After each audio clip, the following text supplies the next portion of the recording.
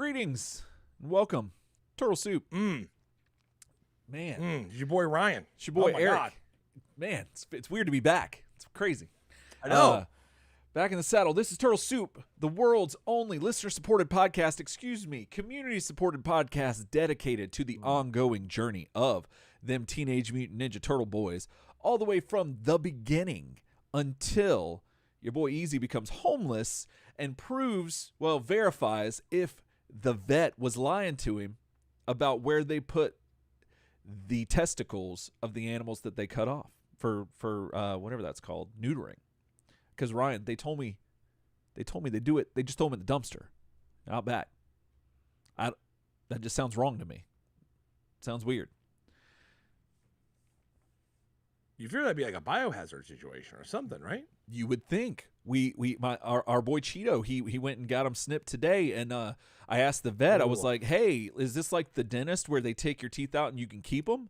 Because I was gonna see if I, keepsake. We got a scrapbook, and but she's like, "No, we can press them like flowers." Yeah, exactly. Most people don't know that. But like we've done it with all our animals. Like we just got like a scrapbook filled with it, and but yeah. She just looked at me like, "Oh no, we just threw them out back. We just throw them in the dumpster." And yeah, my wife was like, "Isn't that she said the same thing you did. She paused the exact same length that you did, and then she said, "And when isn't that a biohazard? Isn't that a biohazard?" They said situation? she just said nah. That's all she said was nah. And then laughed. Nah. But dude, the vet. Wow. It's the stupidest stuff that gets me. The vet has a tape, like a what's it called? The Scotch tape dispenser. And you know how they have novelty ones, like where like it's a shoe because you collect shoes. This one was a dog, but the tape is its tongue, I guess, or something. Oh my! It was the cutest thing I'd ever seen in my life, and I was like, I'm gonna have to get that at some point. But anyway, that's a lot. So until I become homeless, now you might be asking, why would Eric become homeless? Yeah, because are you looking for a source of protein in the dumpster or something? Is that what you're gonna go investigate it? Like, well, it's come to this. Right now, if anything, it's probably gonna be because my wife is gonna kick me out because I keep ruining the Spotify playlist algorithm because I'm addicted, Ryan. I'm addicted to whatever genre is these two songs. What is it? It's John Farnham's "Break the Ice" from the Rad soundtrack, and then I just lost his name, Stan Bush, that did "The Touch" from the Transformers '87 movie.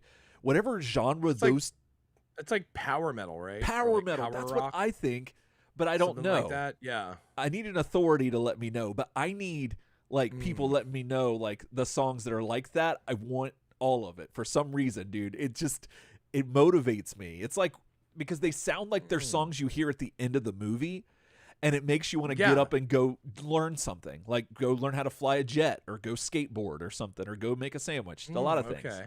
So yeah. She's had enough of it. She's sick of it, but it's inspiring me. It's inspiring her to kick me out, kick the bum out. That's what she's inspired kick the to bum do. out. But Yep. But yeah, until then, we are live here on YouTube right now in the flesh. So thank you for everyone who's joining us and who's been with us in the past and will be with us in the future. But we're here.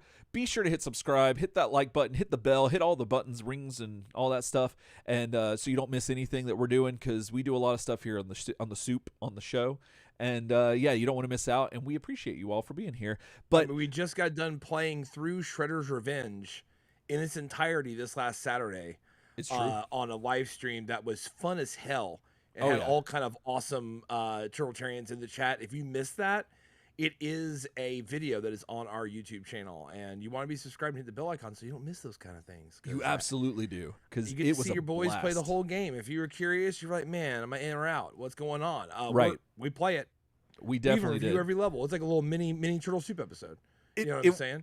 It was except your boys on the couch. You know what I'm saying? Like that's about the difference. Yeah, that was the first time we've done a live episode in the flesh, like with you and me in the same room. Yeah. Since in like over a year. No. I mean, no, 2 years because right?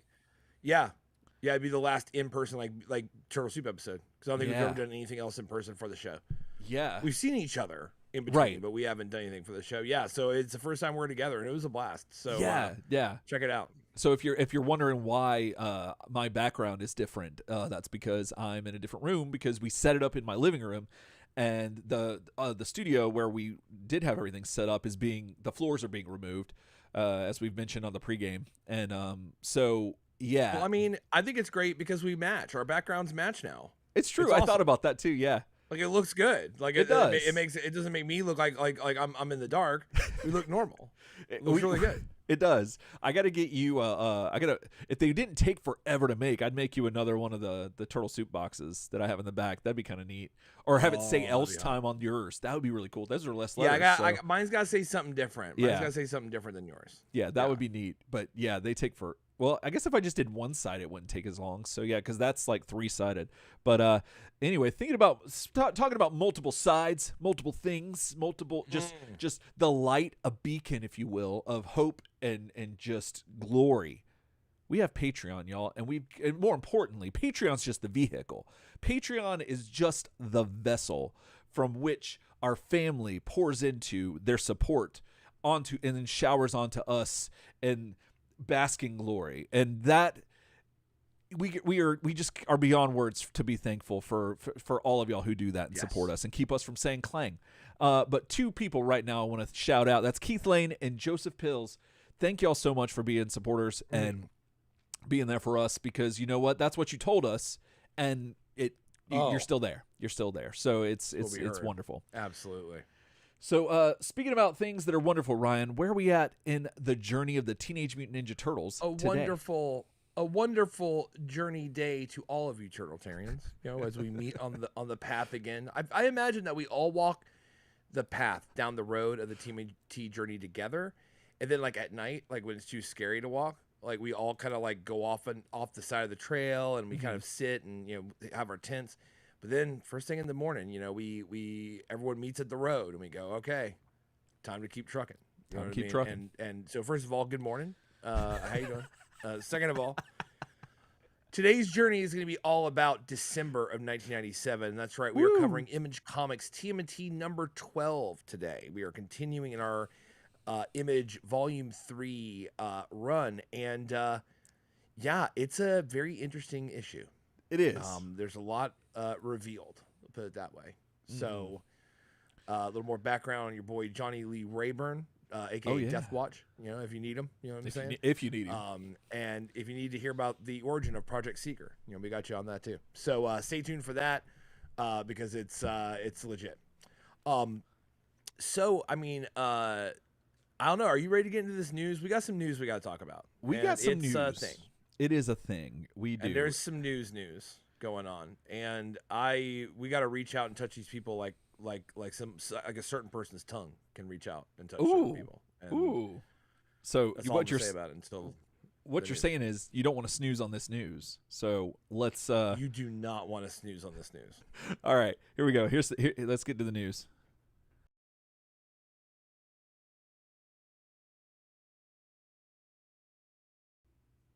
News. We got news. So it is Channel 6 to Midnight News, everybody. I'm Ryan Guy. And I'm Eric Crosby. Me, as always, Eric Crosby. My man, Eric Crosby. Now, there was a reveal. And it happened to us. Happened to everyone. What was it? Let's get into it. Well, let's get into it, Ryan. What was it? So our friends at Neca, you may have heard of them. They make Turtles figures, and they're really good, and they do a good job, and we like them a lot. They just put out a little teaser, little, sprinkle of some news, and they did this via Trevor Zammit, who we've talked about before on the show. He normally does a lot of stuff with the Fwooshcast and all of them, and they recap everything, and that's where we get a lot of our reveals from when they do their show with him. Well, he was a special guest on the YouTube channel Speaky Geeky. That's SPEEKE, or excuse me, KYGEEKY. And they talked about a ton of stuff, and if you go to their channel, find Trevor, you can click on the description and it'll show you the timestamps broken down. You can find that they actually talk about a special reveal, the big takeaway from this review, from this interview. And that is none other than your boy Rex 1, Ryan. Rex 1, right there in the plastic. There, that's 6 to midnight for me, boys. If you were wondering, if you ever needed, like, if you knew that I needed to be Josh Groban, if you will, just send me a picture of Rex 1, and that'll get me there. But this is Trevor, and he's holding Rex 1, and that is just glorious. I'm so excited about that. Now, piggybacking off of the interview over on Instagram, Brody Perkins, who is the lead digital sculptor for Neca, posted some renders to his Instagram account. And you could go check him out on Instagram. That's Brody, BRODIE _ the number 3, the letter D. And he posted some renders. So we got the front side, the face of your boy. And he looks just like he walked right off the screen. And fantastic. Now, this is all grayscale for the audio listeners. So it's just, 3D model render. And then the big thing, Ryan, the thing you and I were like wanting to make sure that was definitely going to be included. He's got the tongue. Oh, my God. Now and it's long. It's the whole 8, I think. It's probably about 8 inches long. Now, also in this picture, you can see his pecs are they're articulated. They can come up and are open like panels, and you can mess around in his chest, so you can keep him up to breast, if you will. And so that's really neat. And then let's see what else. We got a back shot. Looks great. And then he's got his little blaster guns. And so excuse me. So that's really what the big takeaway was from that interview. And I gotta say, this thing, especially the prototype, it just looks like everything my 10-year-old self, or however old I was, wanted out of your boy Rex 1. And so, what are your takes on this, Ryan? What are you thinking about what we just saw? It looks really good. I think so I take it the one that Trevor has is like a 2-up or something, because it's really big. It's big. That might be the prototype, because he was a bigger character. So that might actually just be. He was a bigger character. But that would put him way out of scale with the rest of NECA's offerings. Just looking at Leatherhead and looking at other figures. I mean, I could see if he's that big, but he would be massive. And he wasn't ever. He was big, but he wasn't 2 times the size of everybody big. Yeah. So I'd be curious, but either way, I love I just love how kind of right angled everything is on him. I think that's a really cool look, 'cause that is how he looked in the show. Yeah. And the tongue addition just shows you that they were watching, because that's huge, and it's the first thing that I know that we're going to be looking for. Absolutely. So I mean, I think it looks great. I mean, I can't wait to see more of it. Yeah, it's just I don't know. This is one of my biggest wants from this. Now, of this line. What I want to ask you though, Ryan, maybe let's include him too, Rex 1 included. Who is your favorite robotic law enforcement officer of all of fiction? Well, if you know a real one, then you can include them too. But as far as fiction goes, who would you say is your top, or your top 3, or whatever you want to do? Ed 209. Oh, snap. I didn't even think of Ed 209. I thought, I was thinking RoboCop, obviously, but because you didn't see him. You saw him in service. Snap. You know what I mean? He was intended to be a police officer. You know what I'm saying? True. So yeah. I mean, I want to give it up to RoboCop. Rex 1's legit, but I mean, Ed 209 as a child terrified me. But it was also Ed was also ultimately badass. Yeah. So it literally had me on the edge of terrified, but it was also badass, which was right where I wanted to be as a child. Yes, absolutely. Equal parts scared and fascinated. Yeah. And that's what Ed 209 is to me. So I'd have to give it to Ed 209, my favorite robotic police officer. I love that. I'm so glad you said that, because I loved Ed 209, especially the toys. His design. Well, its design is so. The design is awesome. Perfect. The design is awesome. There's so I think I Neca, love that he can't walk down. I love that he can't walk downstairs. It's like so important. It's so important great. to Ed 209 that he has that Achilles heel. Yeah, all about it. So the I think Neca did make one, and I've been fighting getting it. One of these days I'm going to buy myself one because it's just RoboCop's cool. I get it. He shoots somebody in the penis, so that's fine. But like, yeah, that's a cool thing. But and I like the movies, but Ed 209 just is set apart. I get that. The design on Ed is so good, and the claymate, like kind of the stop motion stuff they did in the movie made him more terrifying. Oh, absolutely. Like, honestly, it made him more terrifying to me. Like just the fact that he did move like kind of jerky. Right. I know that when I watch the movie now, I know that it's not real. It's just stop motion, and that's how it works. But something about like in my when I was a kid, I didn't think that. Yeah. I thought that his movements were kind of and that's like scary as shit. I don't know why, but it's so scary. It's scarier than if he moved smoothly, frankly. Oh, 100%. Now I have a question for you, and this is going to cut right to the heart of it. So I need you to be ready for this. Okay. You gave me a softball, but I'm throwing a heater. Okay. Who do you think Irma from the 87 series actually ended up with? Between Rex 1 and Howie. Dang. Now Howie's got the recency effect. Howie was after Rex, and he had 2 episodes. Right. But I'm just saying, like, what do you think? Who do you think if they ever had to duke it out? Who do you think had it? Who do you think won her heart? See, it's hard to say because like, there's something about a man in uniform.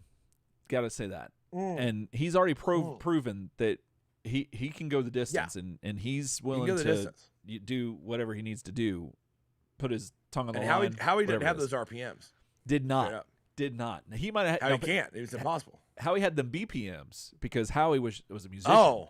So he had the BPMs. True. But I don't know if that was enough to get the heart beating fast enough for old Irma. I don't know. The other thing is that Irma's outfit and Rex 1, they match, and that's something that goes a long way.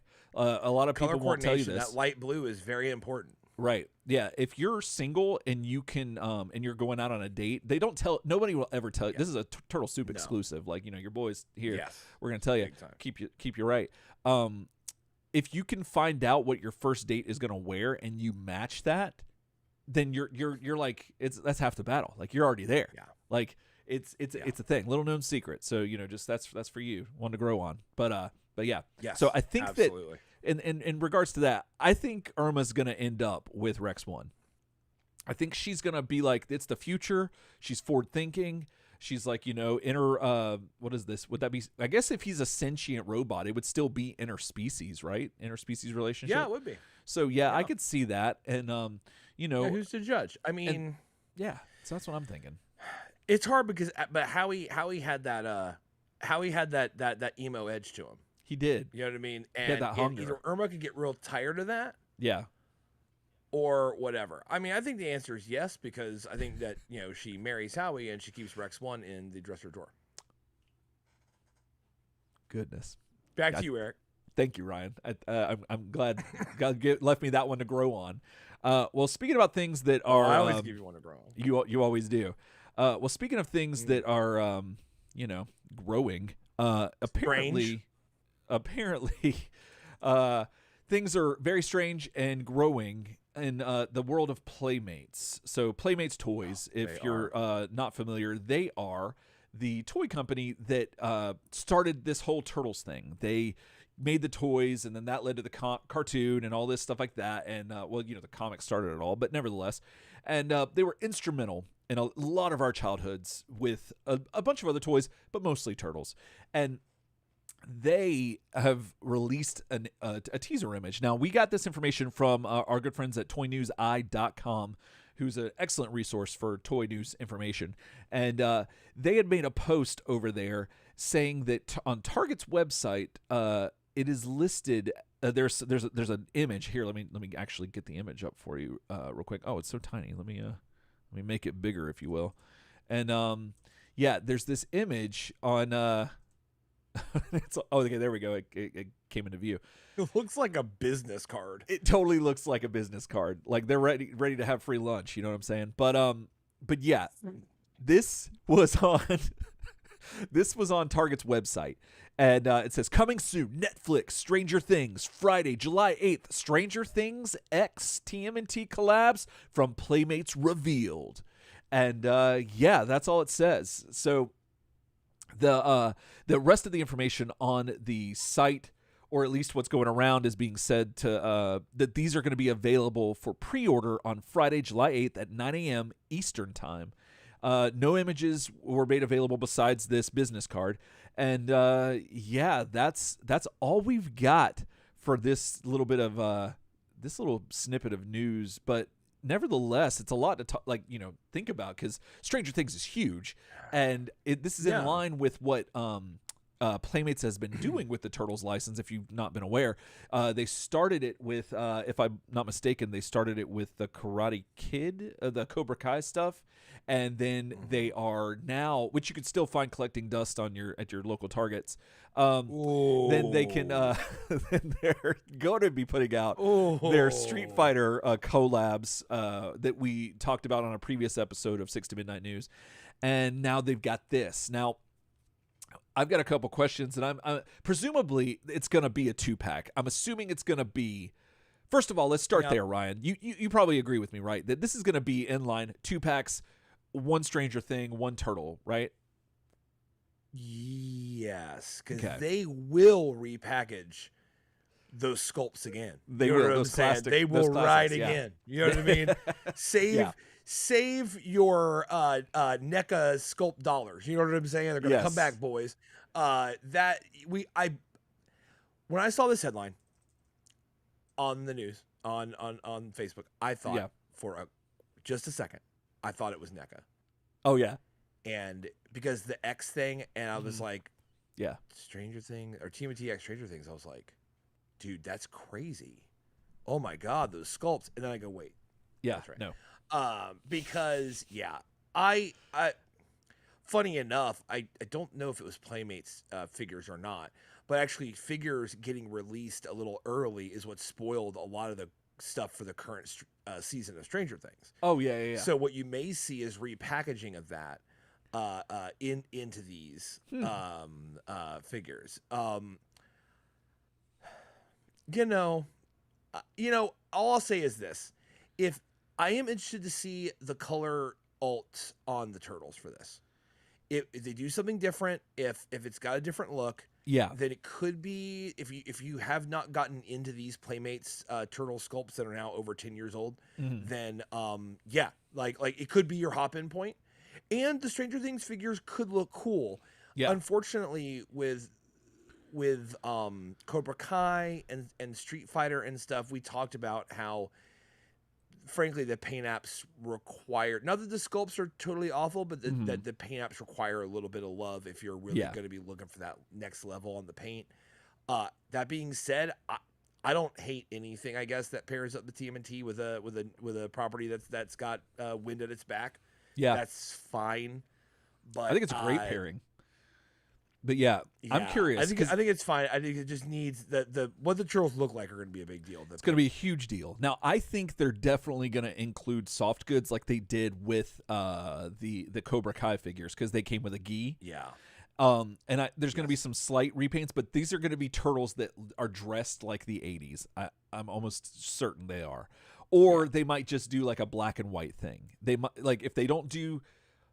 Like, see but that leads to the other question: are they gonna do that? Are they gonna bring you like the kids, like the protagonist? Yeah, or are they gonna give you the antagonists? Who they'll pair it with, because I know that they have figures of the kids, and Hopper was a figure that they sold as well. I don't want to say Playmates, because I don't know if it was Playmates that actually made those sculpts. I don't think it was. I want to say they were at 3-inch scale, actually. The ones that like blew everybody out. With the spoilers, like Hopper, for example, like the fact that Hopper was alive was spoiled literally by a toy, right? That had him with a shaved head and in stuff, and I was like, oh, yeah, cool. I guess he's alive now. Yeah. looking like that. It was probably a 5-inch line, but I can't think of who it would have been. It might have been Funko or it might have been NECA, but I don't know. But I can't remember. I remember the story. I remember people being like really upset about the fact that, or at least the industry was, that they had leaked those things. But Funko had some. McFarlane did a run. There's Chief Hopper. I believe it was. It might have been the Super Funko. 7 too. They apparently they've done some possibly. Bandai was the one that blew everybody out. That's right, because I guess Figuarts does them or something. Yeah. Bandai had the season 4 figures that they put out, and Hopper, shaved head Hopper, was the one that like blew everybody out. Spoiler wise, into the new season. Dang. So that's what I'm seeing. McFarlane also did a smaller scale that had like classic J cards that looked like they were like old school, like action figures that were, I believe 5-inch, right? And stuff like that. They did like hangers, which were pretty retro. And then so anyway, so we have not seen Playmates Stranger Things to my knowledge. No. So that's gonna be a thing to see. That is, and I really hope that the paint apps come back together. I'm worried now. If they black and white these turtles, though, what's your level of interest? See, I as I've mentioned before, I don't hate the sculpt of the classics, the Playmates Classics turtles. I enjoy the ones I've got. They're great. The only thing I don't like are the articulated fingers, and I think I can do with the toes. The toes are fine, and that's fine. Everything else is pretty neat. It's different because they're bigger. They're huge as far as their shell and their chest area. So that's really cool. But so in that regard, like having like proper black and white, like it depends on the quality that they run with it. But I would definitely be interested at them and look at them, maybe pick them up in the store and like, weigh my options in my mind. And just have a crisis of whether or not I want to spend this $1 million because now toys are mad expensive now. But yeah, like that's definitely something that I think would be a really cool thing because it would go in tandem with the upside down a little bit. You know how it's the grayscale and kind of things like that. So I could see that. Yeah, no, dude, I could see them being or like having like a black and white, but more like a blue hue to them. Because that's how you look in the upside down. Everything's kind of blue, right? And like hazy. I could see that, like where it's almost ghostly. That would look badass. That would. So there's a lot of stuff about this, but I mean,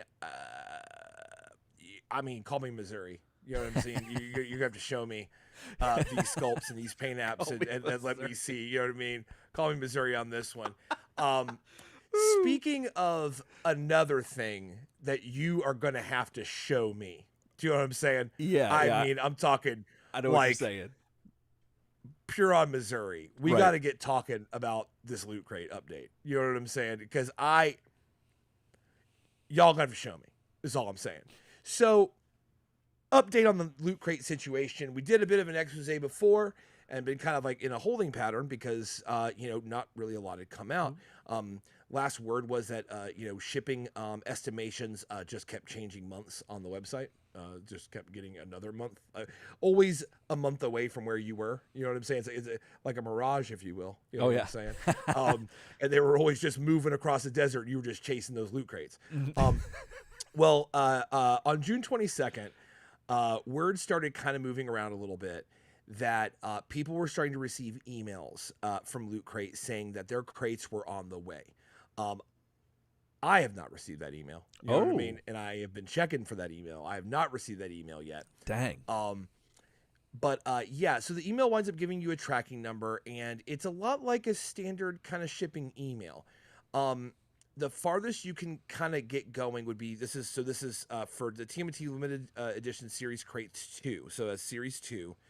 The complete set of 4 and then the bonus figure. Okay? So once you click the links and once you kind of follow through what's going on, you get an order summary and it gets kind of weird. And it winds up ending out with the tracking number just says the label's created. And then an update as of today shows that it's on the way, with some estimations like around like June 29th, something like that, which is like really soon.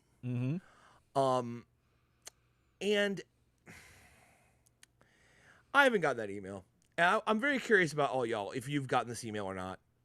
You know, I don't know if it went out to everybody. Just like how some people got their Danny and other people didn't. Yeah. Now, what's funny is every time I search my email for Loot Crate and see what I got going on, I do see them trying to sell me more shit. Over and over and over with limited edition Loot Crates, like it's going out of style. But no word about the thing I ordered forever ago. So that's just my take on it. You know, if you've gotten that email, that's great. And come, you know, June 29th or even earlier, hopefully, you should have those in your hands. But like I said at the top, I've got to see it. Yeah, I've got to see it. I've lost almost all faith in Loot Crate. I you know, we went over it before in that news segment that Loot Crate and Neca are a little too close. Yeah. And there's a little bit of sharing there that is not necessarily being transparent, being made transparent to people who are involved in doing business with Loot Crate. Right. At the same time, it hasn't really shooken me away from Neca. But it's absolutely rattled my faith in Loot Crate. So I hope you guys are getting those. Definitely write in turtlesoupshow@gmail.com or comment on this video or anything like that if you have gotten yours when that date comes up, or if you got that email. If you haven't gotten that email and have a friend that does, like I'm in my current situation where I'm boy easy. He's got an email, but I don't got an email. Yeah, we got the email. You know, if you're frustrated, let us know, because I really want to see those figures in everybody's hands. But they got to show me. You know what I'm saying? I show me the curve on that one. I need to see it, because it's kind of crazy. It is. So, can I get back over to you? Do you think they're going to be sending just like the second Loot Crate, or like the rest of one, and then act like the delay never happened? Right. Or do you think they're just going to drop ship all the crates and be like, oh, there's all your shit? What do you... I don't know, man. If you had to... I'm trying to rephrase my question. So if you had to like put some money, like a bet. Right. Now come June 29th, that's a Wednesday. That's the date that everyone's been saying. Yeah. Come June 29th, what do you think is going to be in the mailbox for people? Okay, so I think something... How many people do you think are going to get something in the mailbox? I don't know. I want to be optimistic and say that everybody's going to at least get something, because I think I've seen people, and again, you know, the last time we did this, I was mistaken, and I thought that everyone had already received their first box, but y'all let us know that that's not the case, and I apologize to anyone who may have that have disturbed or whatever, but yeah, apparently there was a lot of y'all who hadn't received Danny yet, and so I think they are definitely going to be getting their Danny.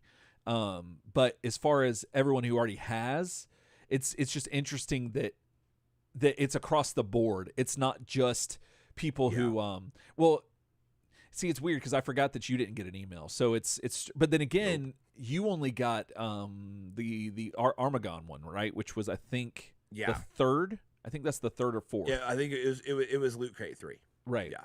So, and as far as my email is concerned, it just says Series 2, complete set of 4 plus 1 bonus figure. That's all it says. Yeah, so I saw the Series 3 thing, but what got me a little bit is if you can send emails to people that ordered Crate 2 and tell them that their stuff's on the way, when your initial estimations for shipping were always Crates 2 and 3 were bound together, and all that stuff that you could go to that website and all that stuff 2 and 3. And the Instagram posts they made and everything like that was all based around Series 2 and 3. Almost like, look, things are delayed on getting them out one by one, but like we've got at least 2 and 3 ready to go.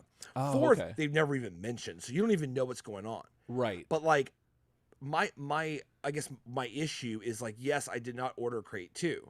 Right. But I don't get an update on Crate 3. Yeah, that's strange. The two of them together for so long. You know what I mean? Like, it's just strange. So now I'm looking at it. It does show on my email, or at least on the link. It says Crate number 3. Now, I mean, yeah. So it's cool, up in the air. I definitely, story. I definitely think that we're going to get something in the mail. I don't think that this is because they printed the shipping label, so something is definitely coming to those of us who have received this email. But definitely check your email and verify because. Oh, hold on a minute. No, our arcade is crate number 2. Is it? Oh, okay. I'm just looking back at the email I got from October 8th, 2021. Where they said almost a year ago, due to ongoing issues with COVID-19, global shipping routes have been jammed. And transit times, blah, blah, blah, blah, Biden's America. I mean, basically any excuse they could throw into this email. And then, yeah, they said it's been delayed. That was from then. And then every email I have after that is get your Marvel and Deadpool loot crates. Get your limited edition My Chemical Romance loot crates. That's my, when I search loot crate in my emails. That's amazing. They don't fail every month to try to sell me something, but they don't have any update on that. Mm-hmm. So I haven't. I forgot. I thought Arcade was 3, but no, it was 2. Okay. Yeah, man. Yeah. I really have no idea at this point, man. Like I want to be optimistic, and I do believe, like I said, we're gonna get something. I hope so. But I don't know. But I guess I it's don't know good if it's news. First come first served situation or something like that. Yeah. But my issue is, I mean, like, I guess you want to tamp down some of it by fulfilling some if you don't have all of them. Yeah. And you're fulfilling some. But the fact that there's no email or any kind of communication to the people that have stuff in the wind on this is super obnoxious. It is really obnoxious that, like, you, for example, can get an email and I don't get an email. Yeah. Like that's crazy. Right. Like it's like they don't think we talk or something. Exactly. It's like, don't they know that it feels like host you don't Turtles think podcast? that people have the internet? Yeah. Well, you don't think people have the internet, and you don't think, like, I mean, hell, we know about this. Right. Like, you know what I mean? And like, so obviously I didn't get an email, but I saw that emails were sent out. Yeah. So you're trying to tamp it down by and this is just my opinion. You're trying to tamp down the fervor by getting things to people, and that's the assignment is to take the money, with the money you took and actually, do something with it. Right. But at the same time, you act like we all don't know that a lot of us are not. So like getting any information. Yeah. Which makes the whole thing even worse when you put it on order. Yeah. So anyway, I want to be optimistic too, but like, given I haven't seen an email, I mean, call me Missouri. You know what I'm saying? Like, I don't know when it's coming. Yeah. I don't know what's going on with it. And it sucks that you can order something like that, that from a company that you kind of thought had a good, backing behind it, you thought was legit. Right. And you can just get held out in the wind like this. So if you're one of those people, I sympathize. Yeah. Yeah. Cause it's rough. Now I was curious if any of the extra stuff, like I'm wearing the sweatshirt that is like actually like the brightest. It's sun yellow, if you will. Yeah, and it is. Like my wife came in and her eyes were like, she had to cover her eyes, and it's like she'd seen the glory of God, like whenever Paul was like, or when he was Saul and he saw Jesus and turned, his eyes got crusted over or whatever. It's kind of like that. That's how bright this thing is. I'm wondering. Yeah. Because I don't think they revealed, I could be completely wrong here, but I don't recall them revealing everything that was going to come in each box. I think they just said you're going to get some stuff. Here's the first one. I wonder if that played any factor in any of this stuff. Whether or not they're like, what if the whole thing was just like, the shirt manufacturing or the button manufacturing company or the koozie company is like taking forever, so we're just going to have to hold these off.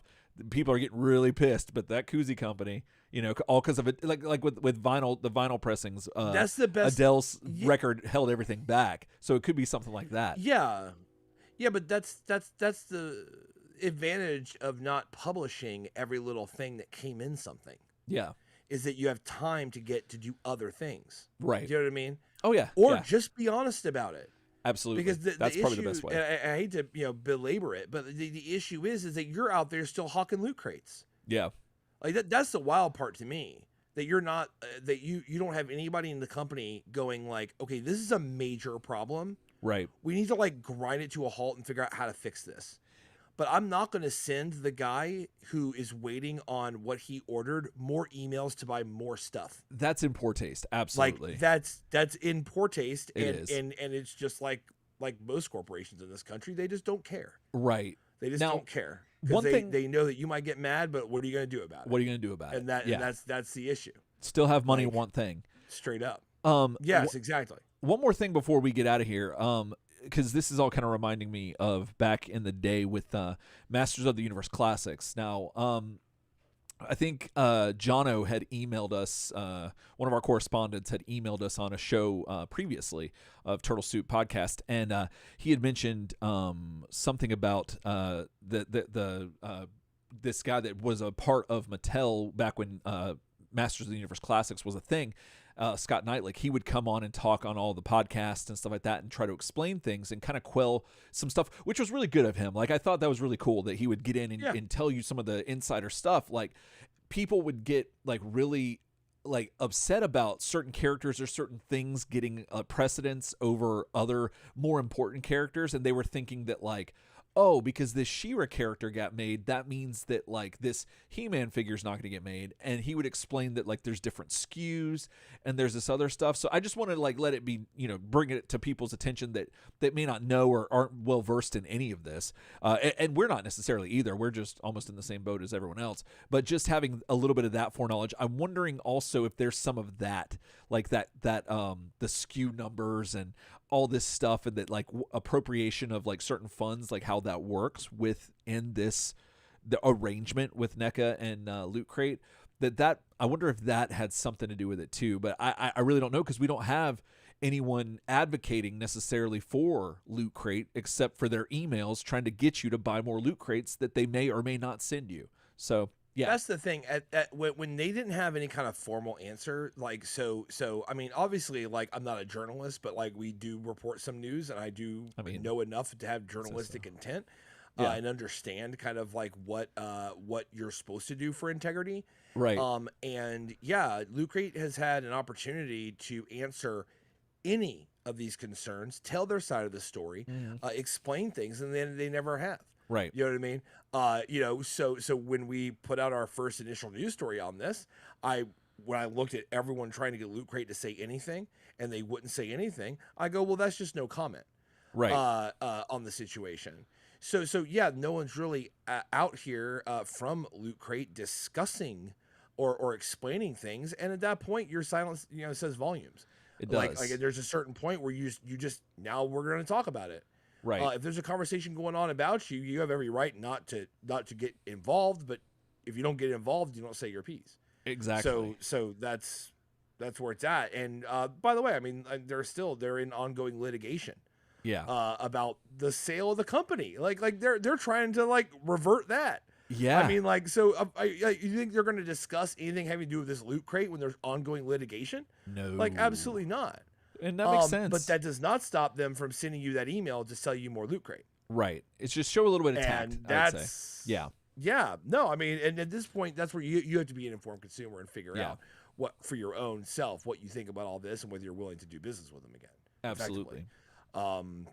That's everyone's own decision to make at that point. Indeed.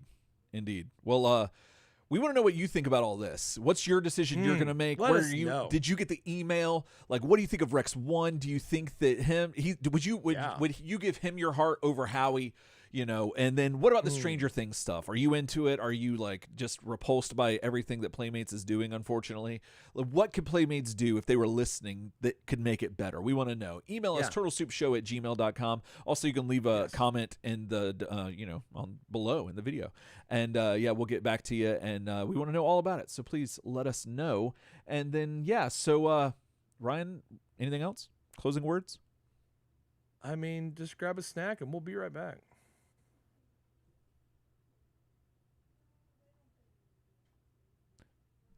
And we're back. Whoo! Goodness. All right. So, you want to catch up with the chat? Because there was a lot going on in there. Goodness. There is. Let's see here. Let's run this chat up. Let's see. Christ. There's a lot. You guys are great. Okay. So, let's see. So catching up, okay, so Darth Machio says the Rex episode was the only TMNT VHS I had as a kid. So this figure has special meaning to me. That is fantastic. Yeah. Mitch Fletcher asked, "What if Rex 1 was part of the original Playmates toy line?" We've talked about that. Like that'd be rad. What would he even have looked like? I think it would have looked a lot like Metalhead. I think like you would have probably felt a lot of similarities in the angular nature of him. Yeah. And unfortunately, one foot would have been different than the other. Unfortunately, I don't know how they would have done that because he doesn't have that. But he doesn't have it. How a way to do it. Right. Because at that point, the Turtles had asymmetric feet, and they never had that. No. So you're going to get asymmetric feet. You know what I'm saying? Like that's coming to you. Let's see here. Let's see. We got Darth Macho says, "Bummer this won't be a 2-pack with Irma, since she's so hard to get otherwise." That would be nice. That's true. Be nice. I didn't listen to the actual interview because I just didn't have time. But they might still do that. We don't know because they mentioned they're going to redo April, so there's probably going to be some way to get Irma down the line, but we don't know. Hopefully. Emphasis, hallelujah, brothers and sisters, she's, he's, them, and theys. The good news has been received. When he's talking about the tongue, I think is what he's saying. Of course. Anything else? Mitch called it the Thirsty Irma 2-pack. Darth Macho thinks that Irma probably had to just settle for Joe Eyeball. Oh, goodness. No, Irma, come over here. Downgrade. Come down to Central Florida. No, there's love here. I mean, like, no, seriously, no, we can find somebody. I mean, Jesus Christ. Yeah. Let's see. Oh no, Francisco. He says it's a 3-pack. Menage a Irma. And I take that would mean like Howie, Rex 1 and Irma. You know what I mean? Goodness, that'll satiate his appetite. Hungry for Howie. Mitch says Irma probably talked Don into a poly relationship. Don might be brainy, but Irma's smarter when it comes to romance. That's true, and he does machines. So I sure as hell hope not. There you go. Because that's just everybody gets hurt. At the end of that one. Let's see. That's great. Yeah, and just a lot of talk about the TMNT Stranger Things. Paul saying he didn't care for the Cobra Kai TMNT crossover, which we're all in the same boat there. Yeah. Darth Macho says, all Playmates has to do is give us re-releases other than the ones they always do. How about Chrome Dome? Or more vehicles from the original line. Yeah. And Paul seconds that. Wouldn't mind seeing more vehicles. Yeah. Mitch says, if you ever had to take a shot, if you had to take a shot for every time Playmates reuse the Turtle Classic sculpt, then I know a guy that can get you a new liver. Oh. And yeah, because a lot of chat about that. Paul said upside down colors. So I think he beat us to that. Cool.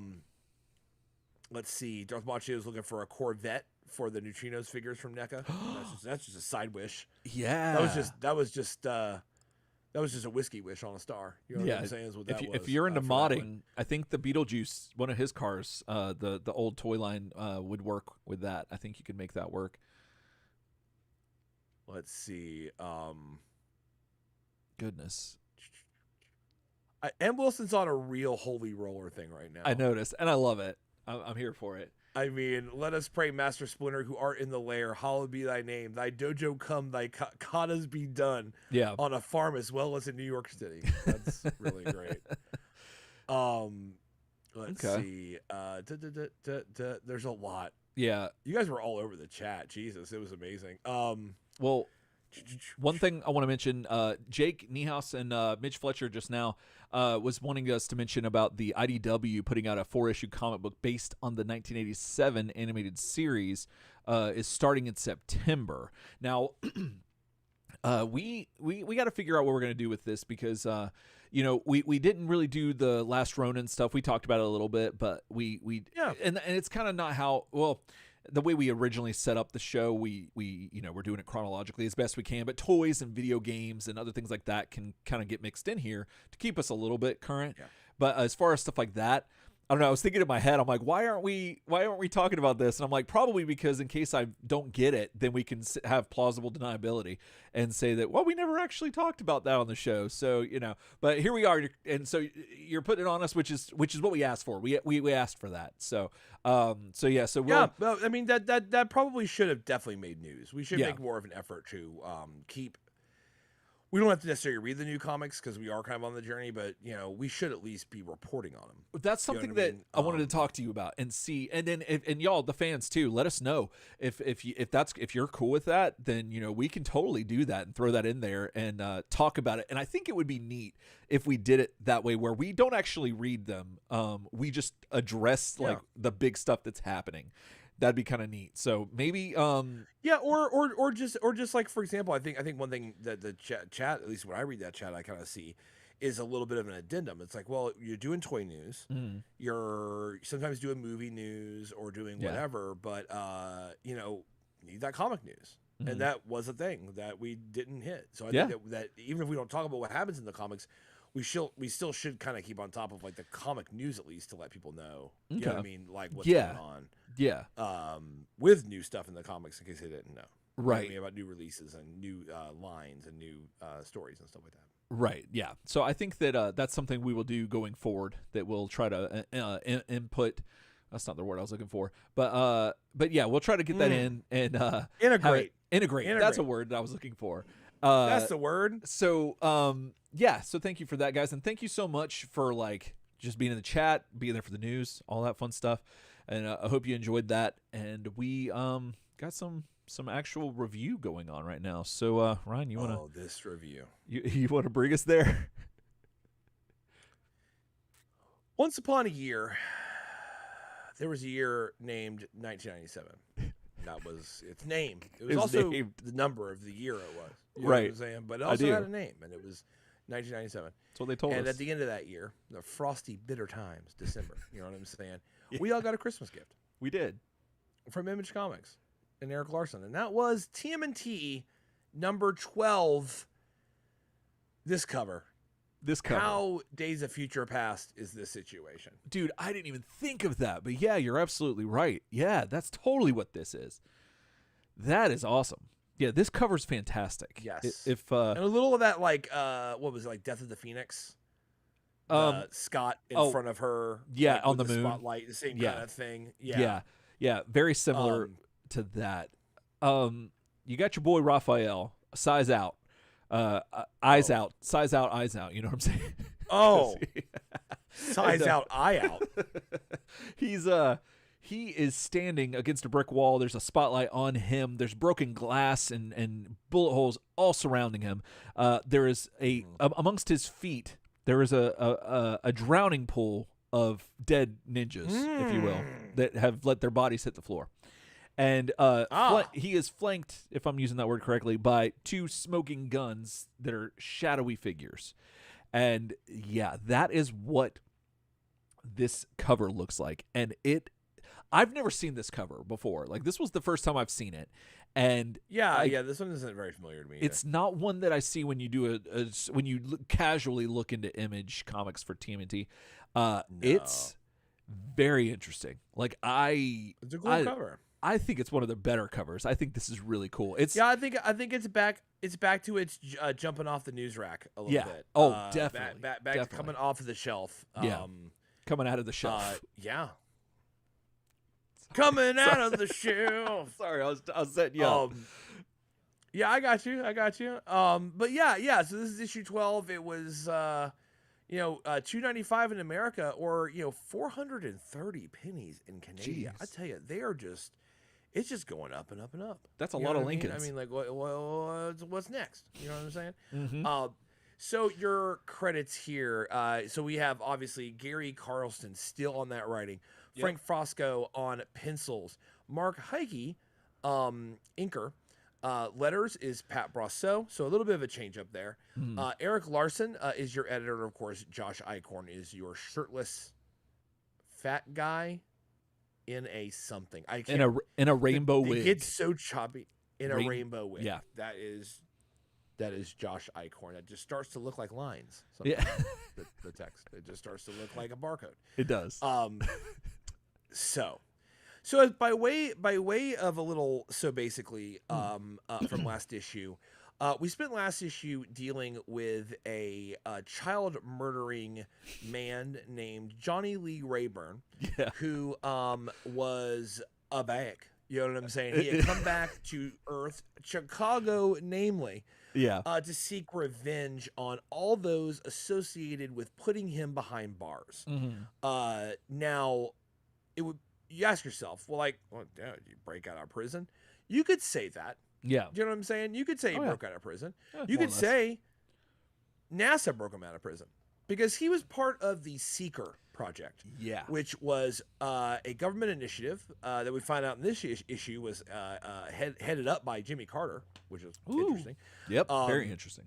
Where they packaged up all these guys on life sentences and put them aboard different vessels and were like, hey, man, like, instead of just being dead, why don't you go out and die and do something cool? And they were like, I guess. And they all hopped in there. And at some point, Johnny Lee Rayburn died for the most part, or something was grafted to a symbiotic xenoform lifestyle, or life form, sorry. If you want to have a xenoform lifestyle, that's completely your choice. You know what I'm saying? But he got grafted with a life form and took on the name Death Watch. And he was a pretty bad man. I mean, he was blasting people left and right. He also had the ability to get in your head and make you see all the things he had done for his own jollies. Talked about getting off on the pain that other people felt when they saw in their head what he had done to, the issue says it, something like 18 kids or something during his run of murder. And that breaks Donnie's mind, actually. And when the whole thing's over, Donnie says that real Donnie is dead and that he is now just the symbiotic life form that attached itself to Donnie, like a whole other thing. Your brother's dead. Donnie's dead.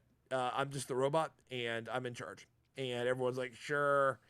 And then the last thing that kind of happened was that they met some other characters from the Savage Dragon Image Comics universe, namely Wally and Vanguard. Who's the other one?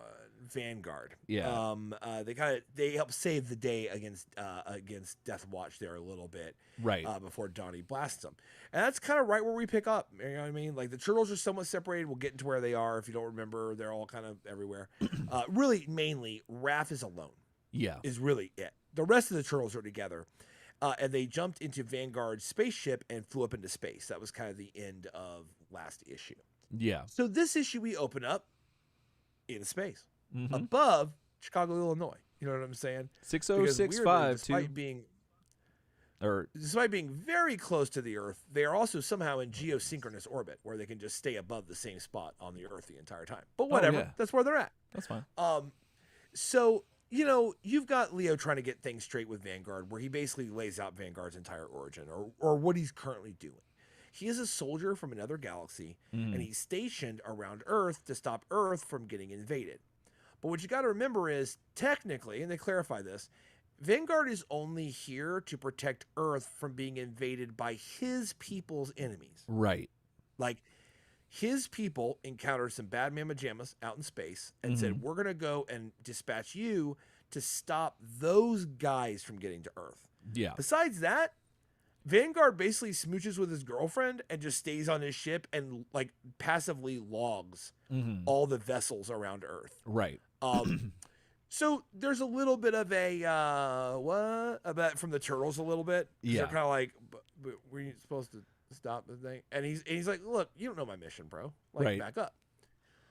Well, it's all good because Mikey comes out of nowhere with, like, how come you didn't tell me there were no turtle babes on this ship? And Vanguard's like, what? He goes, yeah, man, there's this turtle babe. Check it out. And he trots her out. Let's have a look, Eric. Let's have a look at Turtle Babe here. Here's the sexy turtle babe. Trots her out, says she's crazy about me. All she wants to do is smooch. Now, Very at this smoochable. point, Leo's like, holy moly, I missed out on that action. And Mikey says, first Horridus in Chi-Town, and now this. I truly am the love machine. Goodness.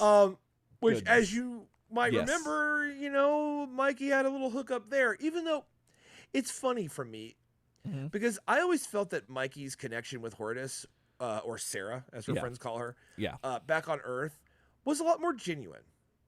Like, it really felt like he went over there to hang out, to talk to someone like her, because she's really not judgmental and very open. Right. And he felt bad about Shadow, and he felt bad about his dad, and felt bad about Donnie, and a lot of things that were happening. Yeah. So when they wound up, like, making out and getting serious, it felt more like it was genuine.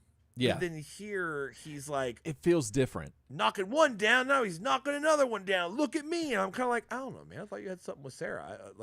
Is that weird to me? Like, yeah. So it feels like unless he's posturing for Leo, which I don't know why you would. No. If Raph was in this scene, I would understand it more. Because Raph and Mike in this series have an interesting back and forth. Where, like, Mike finds people attractive and Raph doesn't, or vice versa.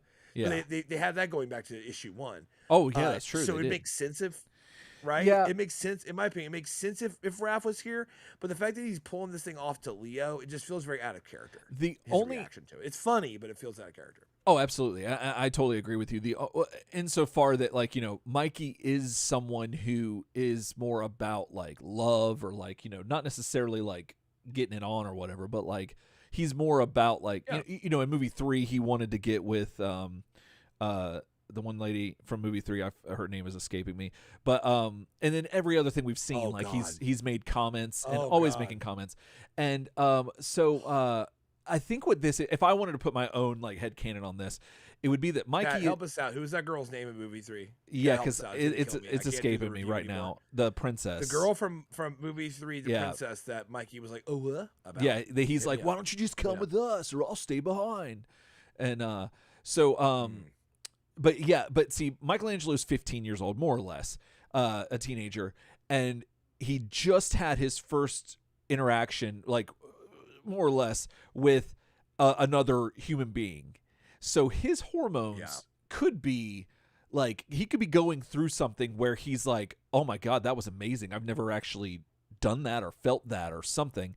And like, that could be something about what's triggering this, where he's like, oh, that was cool. There's this thing. Let me do this. And then that leads him making, like, weird decisions and, like, just kind of showing off and just being a little bit, like, like, flashy with it. And I can see that. It's still very weird. It still doesn't quite work, but it's really weird. Paul Calcote in chat says Tang Su, and that sounds kind of right. But then again, it doesn't. But I'm not, like, I mean, I know a lot about movie 3, but I don't remember everyone's little names. Yeah, I'm looking it up real quick. I don't know if that's right or not. It's weird. That might be it. But either way, that lets me off enough of the hook. So thanks, Paul. That puts me in at least a direction. I had nothing. Is it Mitsu? Mitsu. Mitsu. That's it. Mitsu. Yeah, Mitsu. Yeah. Okay. Yeah. Like, yeah. No, yeah. I feel that. He's all over the place. It feels a little weird. Now, obviously, about what's about to happen, the real reason that they're dropping this kind of trumped up thing in is for the punchline of it all. Oh, which absolutely. I do appreciate. So getting into it. So all of a sudden, Vanguard's like, Lurch! Yeah. And get over here right this instant. And of course, Mikey's like, Lurch, that's not a very melodic name for such a pretty little thing. And, like, he's, like, questioning. She does look like what you'd think Venus de Milo would look like, and I don't know if this is, like, just a joke on Venus de Milo or not. Yeah. Given the era. Yeah. I think there's something there. I don't know specific releases, but I should look it up. But either way, so Vanguard says this thing is definitely not the a thing is definitely not the right word to describe Lurch. Lurch is a morphling, a shape-shifting artificial being created in a laboratory. Oh. And Lurch isn't a she. She's more of an it.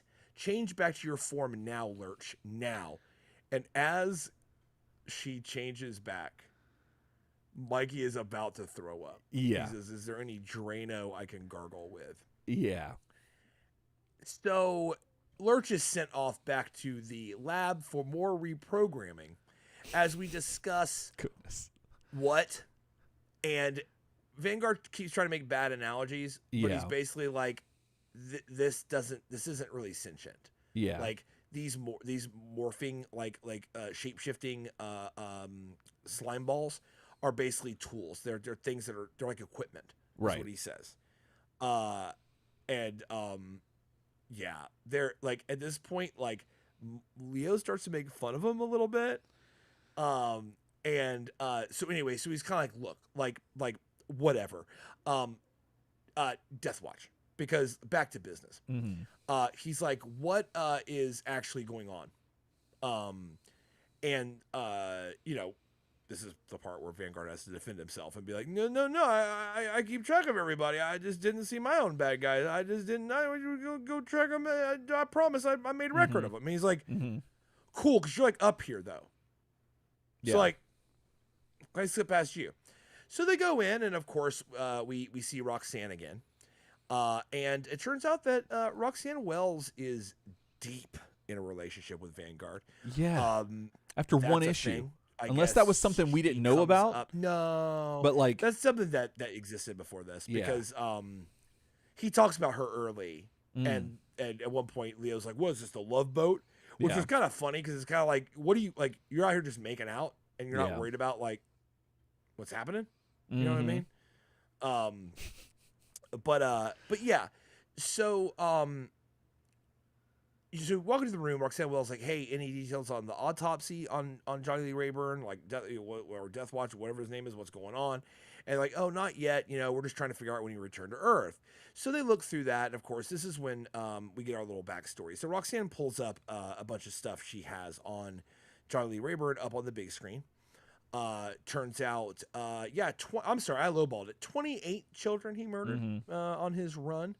And basically said that it played out in Little Rock, Arkansas, but it played out in the major press, and he definitely played the press up about. Oh yeah, like the Daily Planet, and letters, and all this different stuff. Yeah, like so, being like obviously wanting that attention. Yeah.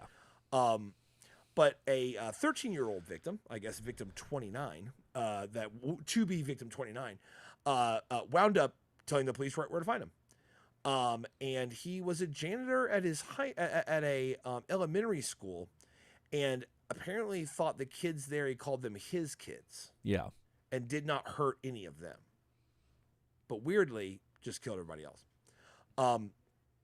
So basically, he was convicted to 12 consecutive life sentences. But then NASA's Seeker space program, manned by convicted criminals with no chance of parole, came in. And President Carter claimed that these felons would be aiding mankind, allowing NASA to monitor the vital signs of humans on long space voyages. Rayburn volunteered or was drafted, depending on who you believe. Families of his victims complained that he was getting off easy. Either way, the rest of the country breathed easier when Seeker 3 blasted off on April 29th, 1979, with Johnny Lee on board. Goodness. Unfortunately, the Seeker program was canceled a year later, citing cruel and inhumane conditions when Seeker 2 crashed on Jupiter. Into Jupiter. You know what I'm saying? Gas giant. Let's go. Yeah. Since then, Rayburn has been NASA's sole Voyager. His ship has sent back invaluable data on 3 planets in the asteroid belt. His craft passed out of radio contact in late '92. His last message was a cry for help. Most NASA personnel felt it was his idea of a sick joke. So that's like a little of the backstory, which I did like about the Seeker program, because I'm all about that. You know what I'm saying? I am too. That whole thing, I think I told you before, reminded me a lot of Strike Force Morituri. Did you ever read that? I did not. I think I can't remember we talked about it on the show or we talked about it in person, but it was an old Marvel comic from I think the 70s or 80s, and the whole idea was that there's these aliens coming down, and they create this like super soldier serum. Okay. But the only thing is it kills you in like a year. Oh, like you get superpowers. Like it's not just super soldier like Captain America. You literally get random badass superpowers, and you're like a soldier, but it's like a sacrifice. So when it's kind of like Suicide Squad. I actually like it more than Suicide Squad because the people willingly do this. Yeah. So the thing about Strike Force Morituri, which is really cool, was that it just kept recycling. And a lot of the characters you got to know died like 2 issues later. Oh, that's awesome. Like either in combat because they're giving their life, putting their life on the line anyway, or they die almost instantly. Like they get sick. Maybe they're down for like a day and they're dead. Okay. So it's a really cool comic. And yeah. It's almost like consensual Suicide Squad, basically, which was really great. Yeah. And it's a really great comic. It's an oldie but a goodie, and kind of a niche comic, but really good. Right. The Seeker program reminds me of Strike Force because it I feels kind of like you get a last chance, you go out and you do this thing, right? And maybe it's better than just rotting in a prison cell, right? Yeah. So, getting back, it turns out that they figured out that when they killed Deathwatch, there wasn't enough of Johnny Lee Rayburn inside the body or inside the suit to make up for him. So they're kind of sure he escaped onto Earth somehow. Yeah. Like somehow. After Donnie shot him. They have a theory about that. But they kind of go now like Vanguard's like, whatever. I guess we'll find out when they do the real autopsy, and the Turtles are like, yeah, but like you just told us that there's not enough of him, so he's obviously escaped. Vanguard's like, to change the subject, how about your brother being dead? How's that? Yeah. That's kind of crazy. Yeah. And of course Leo and Mikey are just not buying it. They're kind of in that denial we talked about last issue, which we both really liked. Some of that denial over like, nah, he's tough, like, but we've dealt with this before. We even had a funeral for him, but like it turned out he wasn't dead, and like, yeah, and like the robots in his body he's taken over before, so whatever.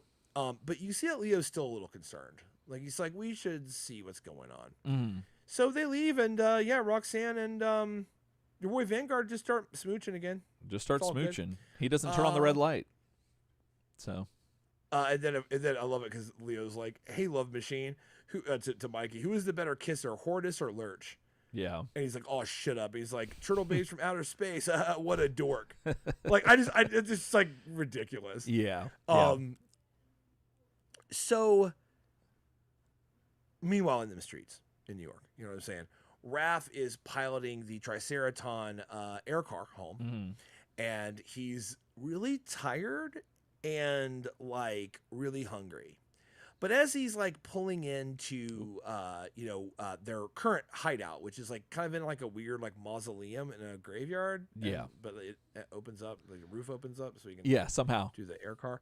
It's interesting because I don't know, but he's parking the car and it says unseen eyes watch as Raphael parks the air car in its mausoleum hangar, and his homecoming is recorded for posterity. And you see like little click, click, click, it's like someone's like taking pictures of him. So he gets down there and he's kind of like, honestly, like, look, I'm hungry. All I want to do is eat and hit the sack. And then he like gets in there and he keeps talking more about like, maybe April's here. Maybe she'll like get me some eggs. Then he's like, you know what? I just want to go to freaking sleep. So he's just, that's all he's talking about really. He's like, I just want to go to bed. He has to kind of like, he can't remember the lock codes to the door, but he kind of like opens it anyway. I don't know if he forces it or whether he remembers them lately. And he's like, I'm in. And we see a figure with a baseball bat like around the back of the door and crash. Apparently they hit Raph. But then we cut over. So now we're back on board Vanguard ship, and Leo and Mikey are down there with Wally and Robot Don, who is in like a little contraption, I guess, being scanned. They talk about how Donatello is brain dead. Wally says Donatello, like the brother, his brain is flatlined. There's no activity there. And Leo's kind of being a little thick-headed about it, where he's like, yeah, but he's not dead. Look at him. Right. And Wally's like, yeah, but like when you hook him up to like an actual like machine, like he has no brain activity. Like literally the body's taking over. Right. Like the robot body. Like everything I see concurs basically with the fact that like Donnie's just dead. Yeah. And Leo's not having it. Then Leo starts arguing with Robot Donnie. Donnie gets off the stretcher. Oh yeah. And he starts arguing with him about it. And the robot's like, yeah, no, your brother's dead. I told you that. And then Leo's like, no, it's impossible. The armor is a parasite. If the host dies, so does the armor. Go ahead, tell him, leech. Tell him you leech and all this shit. And the problem is, as Donnie puts it now, he says, Robot Donnie says, the mutagen in your brother's blood, which allowed us to merge in the first place, transformed me as it did you and your brothers. Right. What was once a computerized central processing unit has evolved into what you would call artificial intelligence. I'm alive as any of you, but your brother is not. Dang. That is a doornail. And that is a doornail. And he goes on, can you just go on the top of this page with Robodon? I love that. Oh, yeah. It's great. That's one of my favorite page turns. Just it's a 5-panel page. It's nothing crazy, but the top of it's just amazing. Top of it's great, and then one thing I love is that the swords cut through the panels. Yes. Leo's sword, and Great then layouts. almost as if when Leo pulls his sword, Robodon's like, mine's bigger, and you can see that it's definitely bigger. But yeah, it belongs at Metrocon for sure. So Donnie just goes on to say, if this body should sustain a mortal wounds beyond the armor's healing or replicating ability, I would die. It would die, and I along with it. Unfortunately, it says, fortunately, your brother's brain is one organ that is not indispensable to my own continued existence, since I am fully capable of duplicating its every function. Now, a heart would prove fatal. And then Leo seems to snap over and accept now that Donnie's dead. I guess with that explanation, he goes, okay. Then, of course, the anger part of it comes out, because he effectively accuses the cyborg entity of basically not stepping in to save Donnie. Right. But the idea is he let Donnie die a mental death so he could take over. Yeah. And Robot Don is like, well, you might not want to hear this either, but part of the deal, well, not really the deal, but the conditions that Donnie gave me when he basically overrode me and put me in the background mode is he said, you stay there unless I ask for your help. Right. He was just following orders. Your brother never asked for help. Yeah. Up until his dying moment, he never asked for help. So I didn't do anything. Then he died. Then I was on my own. Yeah. And now I'm Robot Don. Exactly. And Leo can't do it. Leo can't do it. He's drawing his swords. He's so pissed. Yeah. And he's convinced now that he had something to do with it. But what's funny enough is that Robodon thinks that Johnny Lee Rayburn, a.k.a. Deathwatch, is dead. And they're saying that he's not. Yeah. And they said because he's not dead and they were a symbiote, there's a chance that our Donnie's not dead. Exactly. There's a parallel. So, gotcha. What was Robodon's like, what was that move? Gotcha. He's like, He's like, you can't see me. You know what I mean? And I love that. Just my impression, because they cut away, but my impression of Robodon at that point is just about everything I said made a lot more sense than Johnny Lee Rayburn or Johnny Lee Rayburn crawled out of a cyborg body. That's a very different thing than what I'm saying, which is your brother's brain being dead didn't kill me. I mean, I feel like those are different. But just a little bit. You just go through whatever phases. You guys go through whatever phases you wish. And then, so wrapping up my section.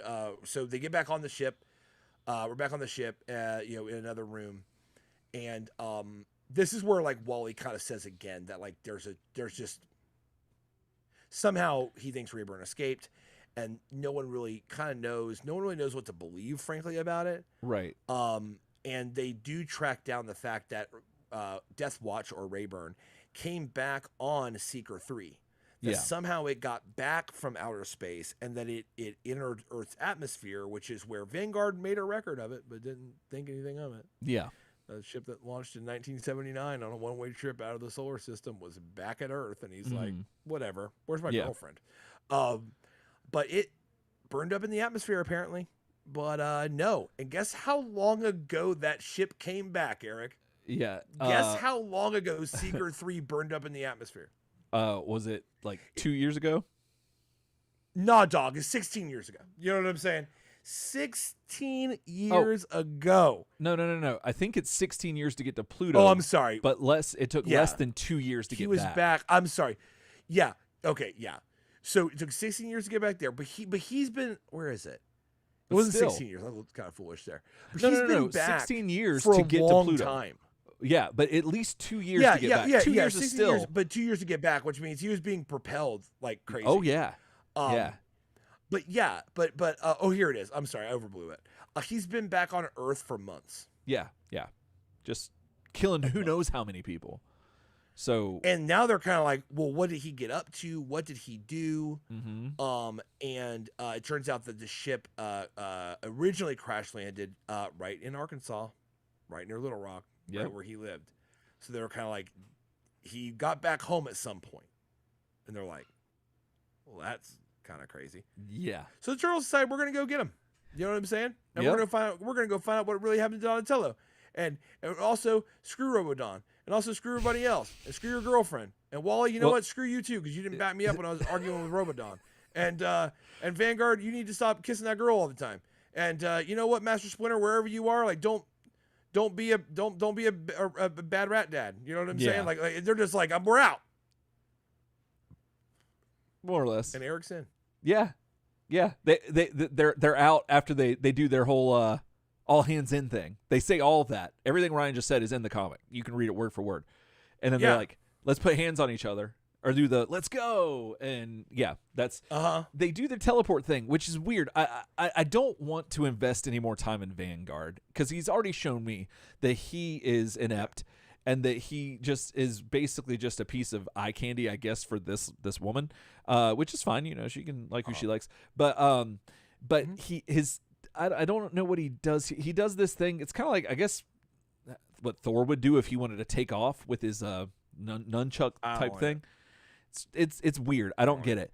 But and then they all like Ryan said, they all take off, and they're gonna teleport. I guess he uses Wally to teleport, but he needs the thing to do. I don't really, they don't ever explain that in the Turtles comic. I guess they're hoping you go read Vanguard. I'm not gonna do it, but nevertheless, once they have that moment and they end up taking off, we cut back to our boy Raphael, who's all cozied up on a couch or on a bed or something, and he's got the ice pack on his head, and he's got the thermometer in his mouth. And it turns out the person who whacked him in the head was none other than our boy Casey Jones. Yeah, no, as you do. Who else did you expect in the turtle lair with a baseball bat? You know, just whapping people. So he April's there taking care of Donnie with Casey, and they're just talking to him, and Raph's doing his macho kind of thing that he always does, and he's just like, you know what, everything was fine until Casey whacked me yesterday, but it turns out, oh no, you've been knocked out for quite some time. And that's let's see, that was 24 hours actually. Yeah. So he keeps talking about the vicious circle, or is that right? Yeah, I keep wanting to say the vicious cycle, but no, it's always the circle. I can never get that right. But he keeps talking about it, like he keeps bragging about it, how he fought the entire vicious circle. I don't think he did. I think he just fought like a handful of them, because I think he ran into like three of them at the bar. Yeah, and because the rest of them were meeting with Savage Dragon somewhere else. Yeah. And like whatever his name is, Cyberface or whatever his name is, he was meeting with Dragon at a different place. So like he wouldn't have just fought them all, but Raph's just being very braggadocious and just going on and on. And he was talking to April like he's cool, playing it cool. He's like, I got this. He tries to get up, and then he goes, ow, pain, I'm dying, and he's just like holding his head.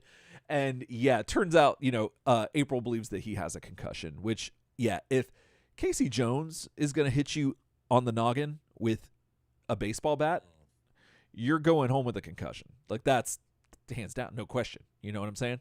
If you or I hit you over the head with a baseball bat, you might be okay, nerf or nothing, but like still, like sure, you could probably drive home. But like Casey Jones, you're going to be, especially considering that the reason why he's like on the Night Watchman, you know what I'm saying?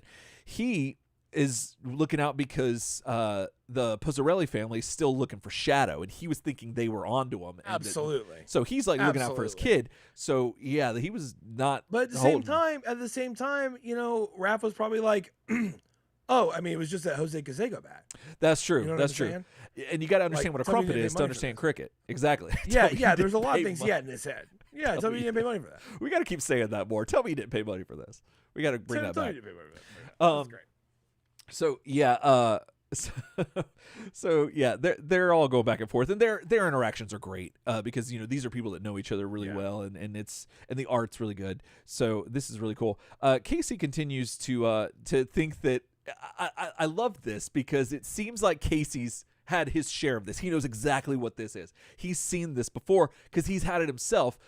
He's like, oh yeah, no, April, I think Joe Rockhead here is suffering from a killer hangover to go with his headache. Drink up. And yeah, so he gives him some coffee, and that's where he explains that like the reason why he hit him was because he thought he was a kidnapper. And he explains the whole situation with the Pozzarelli family and how they're wanting to get Shadow back. But he goes into a little bit more detail, and he's like,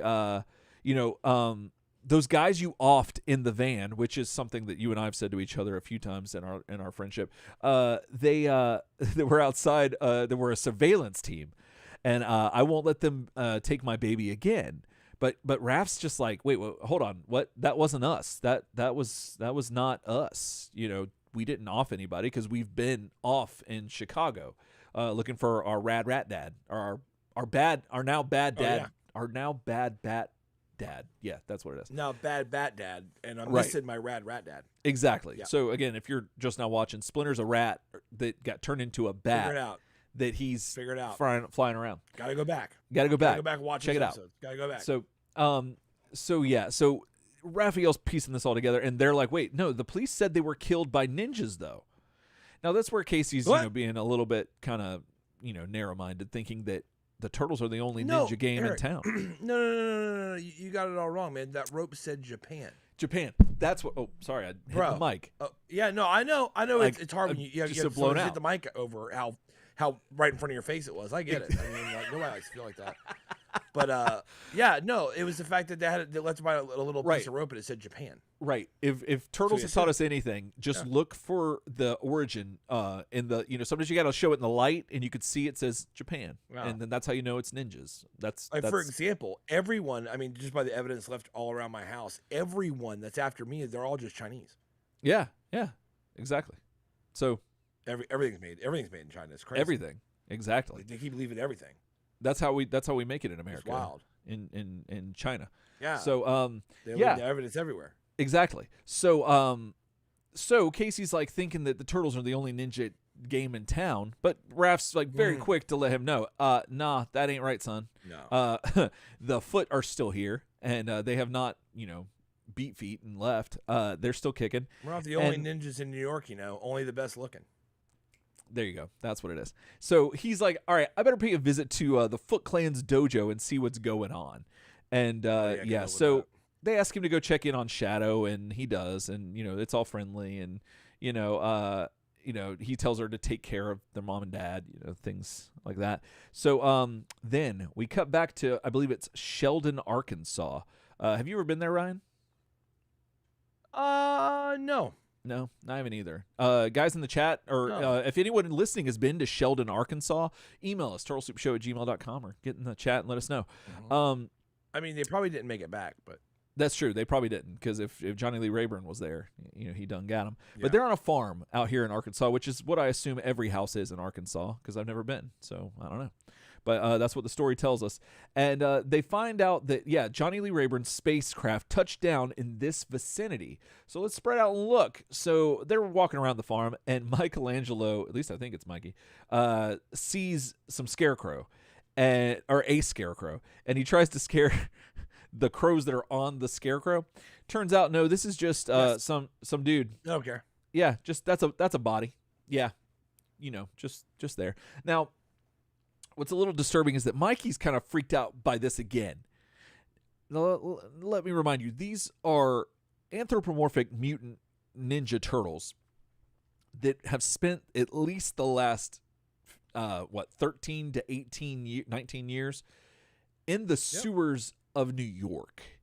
So much so that when they were children and a superhero named Galahad was floating in the sewer, and they caught it while fishing. They said, "Oh, we got another floater." Yes. Indicating that they have seen this so much, they are completely desensitized to bodies in the sewer, that they have a joke about it. It means nothing to them. And yet now he is grossed out by a dead body on as a scarecrow. Like, it's not really lining up, but whatever. It might have just caught him off guard. He wasn't expecting it on a farm. I guess I could see that. Yeah. But yeah. So anyway, these crows are huge too, by the way. These crows are probably like almost as tall as the turtles. Just giant, like I think Brandon Lee's over here somewhere, and Francisco's out here watching him too, so checking him out. That's a crow reference for Francisco out there. Anyway, so as the turtles are getting freaked out by this, our friend Roxanne, she's got her hat. Oh, we didn't mention this. She put her hat on. She put her taking care of business hat on with the ponytail through the back. And she's yelling for the guys to come over. They found it. They found it, Ryan. Believe it or not. And again, I believe throughout this whole thing, you've been saying you're Missouri, Ryan, Missouri guy. Yes. They're gonna show you. They're not just gonna tell you. They're gonna show you. So here we have Mikey, Leo, Roxanne, Vanguard, and I don't think Wally's here. I don't see him. But and then Robodon, and they're standing amongst this crater that's just like in the earth, and there's some bodies strewn across it, and they're saying that we found another one back there in the fields. So like these talking about the corpses, these corpses were drained of life just like the victims in Chicago. So this is obviously Death Watch, Johnny Lee Rayburn's work, and Vanguard continues to say that there's no sign of his spacecraft. It's likely he simply fell out of the sky like Icarus, who flew too close to the sun, or this T-shirt, and melted his wings. Donnie makes a different analogy, saying more like the devil cast out of heaven to come to create hell on earth. He must be stopped. So that takes us. We leave there and we go back all the way back to New York City. To be specific, New York City, and your boy Raphael's coming up out of the manhole and saying, "There it is, foot headquarters," which is hopefully still right above the shoe store where they were in that Galahad issue, where they're still operating, just right above the foot store, the shoe store, one of those things. Yep, right above the foot store. Right above the foot store. You just go get new feet. Just go get them. They're right there. Sorry. But he obviously, as the seasoned ninja that master that Raphael is, he knows that they're afoot around him. He knows what's up. He's no spring chicken. And so he's like, "Hey guys," not even really seeing them. He's just like talking to them from behind, saying, "You guys need a refresher course in stealth training, but you can relax. I'm just here to talk. Take me to your leader." So they go and they see the what do they call these people? Is it the High Council or some weird thing like that? Like the wise ones. The wise ones. That's what it was. And so he goes and he thanks them for protecting Casey and April while they were gone. And he's like bowing and showing respect, and like I really enjoy this aspect of Raphael with the Foot Clan. It's really nice to see that there is room for like olive branches to be passed, even though there's like all kinds of like shady things happening. It's still nice to see some kind of diplomacy going on amongst these two factions, and I really appreciate that. And unfortunately though, I guess it's true to their nature. The Foot Clan are just kind of drawn in shadow. They're not really, there's no real detail to them. They don't love it. I mean, they look as cool as like a shadowy figure looks, I guess. But there's three of them standing there. One of them. You don't like it? You don't like that? I like that. Oh, I do like it. I guess black. I appreciate the simplicity of it, and I understand the fact that they're ninjas. They don't need. I get it on both sides. Like I appreciate it, but at the same time, I'm like, man, like I think that the Foot Clan are some of the best ninjas in all of fiction. The way that they're drawn, like it's not every iteration, but most of the iterations that they've had, I think the Foot have had some of the best interpretations of like ninja just members. And if you disagree, let us know, turtlesoup@gmail.com or in the chat, whatever. But like, the hand, you want to pick a fight, turtlesoupshow@gmail.com. Exactly. If you want to, yeah, we'll fight everybody. But like, for instance, G.I. Joe classics or classifieds, excuse me, the figures, the 6-inch Joe, they have a ninja that they put out, and it's a red ninja with a hood. That looks cool as hell, and I love that ninja, and I now own 3 of them. They just put out a blue one, and I'm like, do I have to buy 3 of these? I might end up doing that. But that's really cool.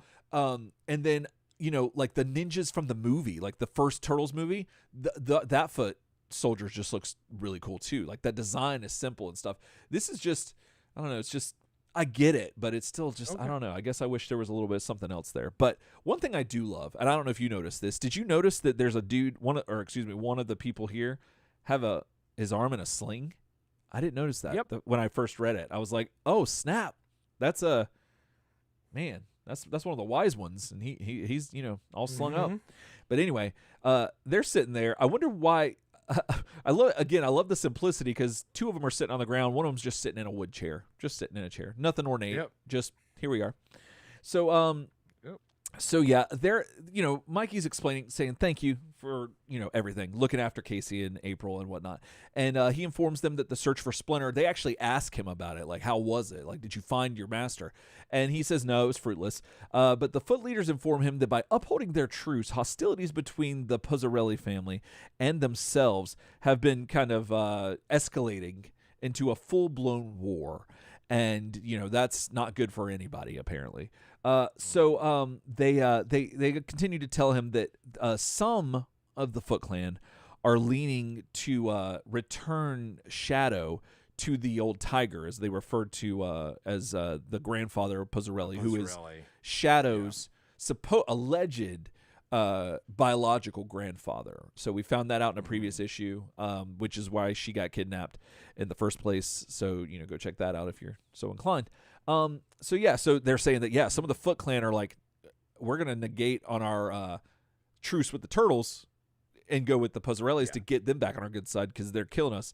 And so then Raph is just like not having it. He is just like mad as hell, and he's like, then this night had no meaning. Yeah, exactly.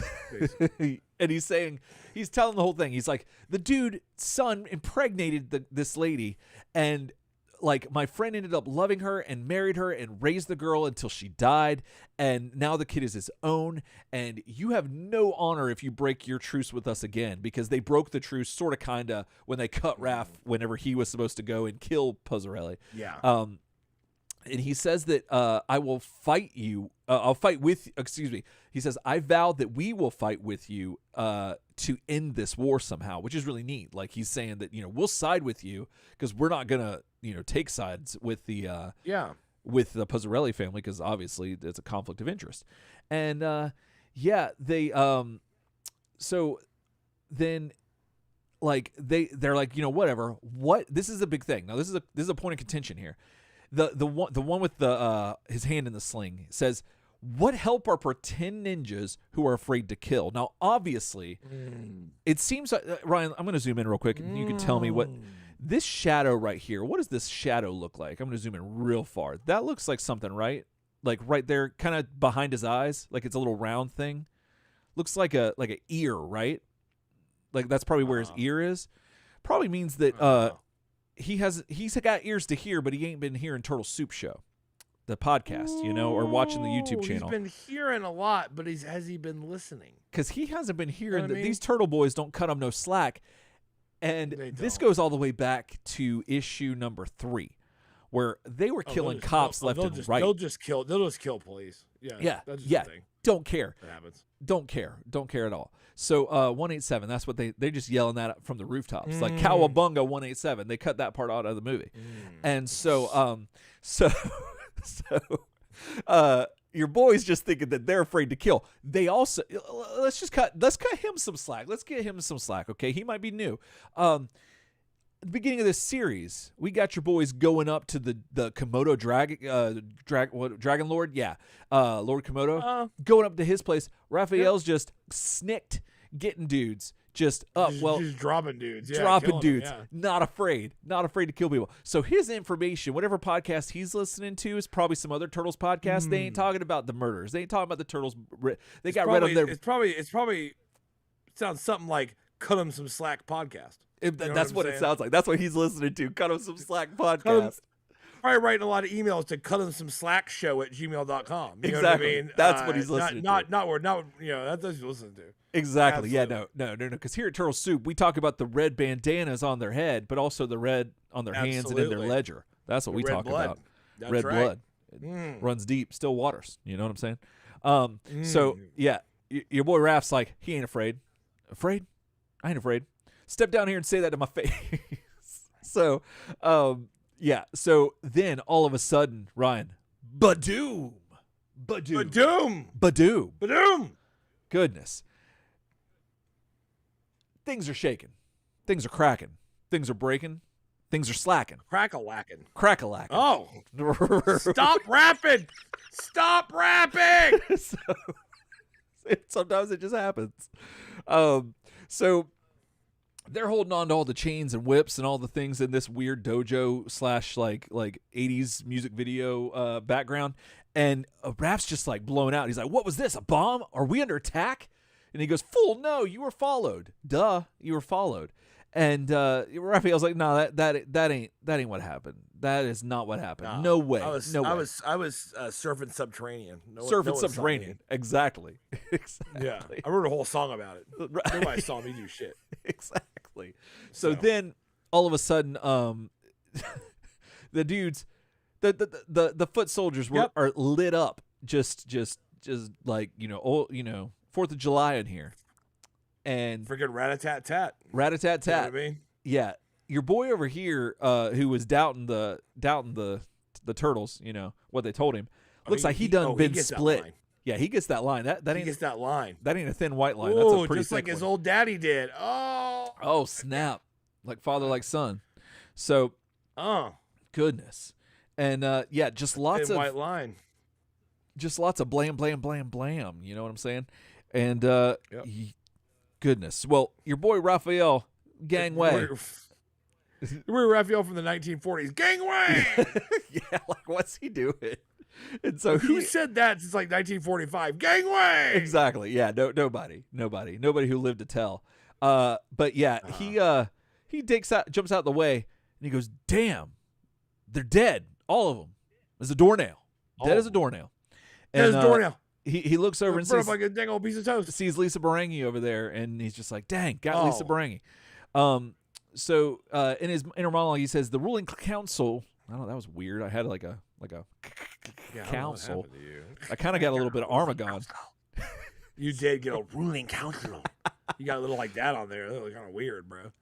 The ruling council of the Foot Clan wiped out in 20 seconds.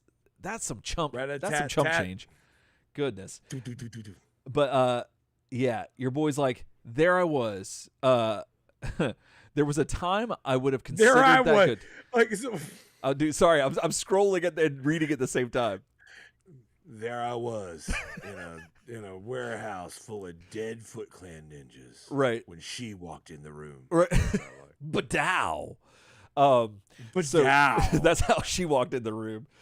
And then she threw 400 eggs at me. Sarah comes strutting in, yeah. He's like, wow. So there was a time I would have considered that good news. Not anymore. I worked for and with them over the past 3 years. Shredder was the enemy, not the clan itself. Oh, goodness. And then you get a one-page splash that ends it all. I'm going to read this to y'all real quick. They fought for us while we were out of town and protected Casey, April, and Shadow. Now it's time for me to return the favor. Well, they're all dead, Raphael. So I mean, like, I guess you're avenging them, but yeah, the avenge. So yeah. So then we get some like weird looking mobster gangster dudes that are obviously from the Pozzarelli family, because they say, all right, boys, we're in. Shoot anything that moves. We're not here to take prisoners. Mr. Pozzarelli wants this rat's nest exterminated. Wipe them out, every last one of them. And then there's a 10G bonus for every one of those turtle freaks you kill. And you got your boy Raphael. Looks like it wasn't such a tough decision after all that he's got to, fight for him. But that's just great. That's just a great image right there. And yeah, that is the issue. That's the issue. Yeah. Now, I don't usually do this, and we're not going to go into it unless you had anything else. But looking at a little bit of we might come back to this at another time. But some of the shell-shocked stuff, they get into some weird stuff. They are not happy about what's going on in 1997 with Venus de Milo. They are not happy, and yeah, if you're unfamiliar, around 1997 is when Turtles, what is it called? The Next Mutation. That's when that kicks off and comes out. And the animated series, the 87 animated series, ended with season 10. And then all of a sudden, here's this live action thing, and they are not having it. Which is, you mentioned it earlier, which I think the changeling or the morphling, Lurch was like a female turtle. I definitely think that was a some sort of nod to the ongoings of to Venus, the current TMNT universe. Yeah. But yeah, I thought that other than all that stuff aside, this issue was pretty good. The Raphael stuff I loved. I love, Back in New York. That was great. The Vanguard stuff I don't really care about too much. He's not really interesting to me. He's just kind of reminds me of the Tick a little bit. I like the Tick a lot more than this, obviously, but like just a very uninteresting Tick. And all the space stuff is cool with Rayburn going out there, but then but Vanguard just staying there watching for his villains, that just seems very short-sighted and just like a poor plan. Like, you build this entire space station just to watch for like a very specific thing. I don't know, maybe I don't know much about space, but that just seems very just not very well thought out. Now, I loved all the Donnie stuff that you were talking about with Robo-Don and like him wanting revenge on Rayburn or Deathwatch. That was cool. And then Leo wants to figure out like who's lying to who, like who's selling me, the snake oil and whatnot. Like, I need to know, and that's really cool. And so I loved that angle. That was fantastic and really cool. And the fact that there's a serial killer out on the loose is pretty neat. But like, really, I just want to know where my rat dad is and if he's still a bat dad. And I don't know if they're just it's kind of losing me here a little bit. But where are you at with this, Ryan? It was a good informative issue. It felt like it had a little of that like kind of down, like you take a step back kind of issue. Not a lot of really crazy stuff happened. You just got a lot of like kind of catch up. You got obviously like everything you mentioned about kind of ongoing stuff with the fear of like the denial over Donnie, background on the Seeker project. Yeah, basically everything you said. It I think it was a good pause. Yeah. And then a little bit of action kind of at the end there with Raph, and I mean seeing the Foot Clan leadership get taken out was pretty intense. I think that's probably like what I said kind of reveals earlier when I teased those. I definitely was thinking about the Seeker reveal, more information on Rayburn, and then of course this Foot Clan leadership death. So I'm actually really excited to see where it goes from there. That's true. That's a good point. The jumping off is exciting. If there's a vacuum of leadership in the Foot Clan, right? You know what I mean? Yeah. I mean, I know somebody who could fill it. Like hi. Yeah. You know what I mean? So we'll see about that. There are not many people to see eye to eye with him that are left because they're on the floor. Real quick. No, they're not. Who do you think was taking the pictures in the graveyard? What do you think about that? Because that seems interesting. Because that's technically a surveillance person, but kind of weird. Yeah, that was kind of weird. That could be the government element back on it again, maybe a little bit. Okay. Like I don't know. I don't think that they gave you any information. Yeah, no. Where you'd be able to like parse it out. Right. I think that it's literally just like the fact that they break into independent narrative bubbles, which have not happened oh my God. Yeah. It hasn't happened in a long time in this comic where it's like storyteller narrative, like, oh, where does Raphael landed? Someone took pictures of him. Tells you that they're like really laying out to make you ask the question. But I don't know. I guess we'll see. Yeah, I guess we will. So that's the one thing I didn't really think of it this way until you were talking. But yeah, the fact that this book does leave you wanting more is actually really it's kind of a good thing, especially for the longevity of the book. But for our purposes, it's already done. But anyway, well, speaking of things being done, we're done with this episode. So guys, thank you so much for being here and watching and listening, and everyone in the chat. We're going to get with y'all in just a second. But we want to know what y'all think of this issue. Like, are you liking what the relationship with the Foot Clan and the Turtles and all that? What do you think about the mob boss, the mob families? Like, do you prefer them as an antagonist, or do you prefer ninjas over as an antagonist? Yeah. Like, I'm always curious about that because I like having both at the same time. I like, all my toys playing together. But I want to know your thoughts on that. And who do you think was in the bushes? If you haven't read this, if you're keeping up with us, if you know, keep it a secret. Don't spoil us. But like, but if you don't know, we want to keep guessing like we are. And we just let us know. turtlesoupshow@gmail.com. Also, if you want to get caught up on all the things we talked about that you're like, they said some stuff and I don't really know what they mean. Like, what was this reference? What was that? What was all that? You can find who knows? Well, we do. And you can find, and if you want to, you can find all of that information as well as all of our episodes on the home of the internet, turtlesoupshow.com. And you can also find them on our YouTube channel, which hopefully you're here watching us now as we speak. And you can go back and check all those out. Not all the episodes, though, just the past couple, but they're getting up there. We got things in the works to get them on the YouTube.